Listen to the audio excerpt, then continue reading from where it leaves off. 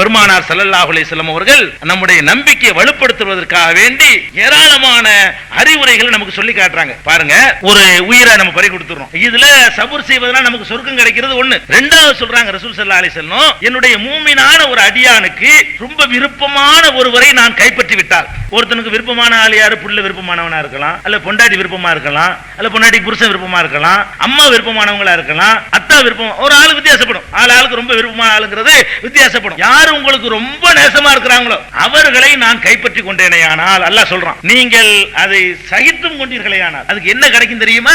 சொர்க்கத்தை தவிர வேற கூலியே கிடையாது. ஷிர்க் மட்டும் வைக்காம இரு, இத சகிச்சுக்கிற பாரு. அத்தா மூத்தா போன பிறகு கூட அத்தா தானங்க பெண்ணுங்கிறதுனால நான் உசுரை விட மேல நினைக்கிறேன், அதுக்கு மேல இல்ல என்னுடைய இறைவன். நீ அந்த இடத்துல என்ன முடிவுக்கு வந்துடுற?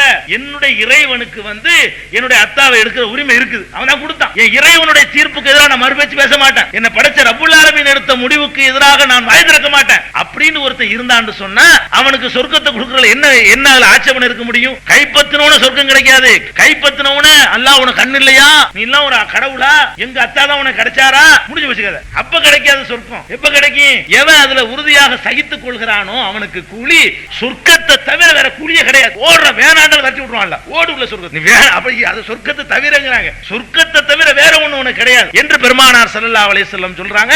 அல்லாஹ் சொன்னதாக இது சஹீஹுல் புகாரியில இடம்பெற்றிருக்கிற ஒரு ஹதீஸ்.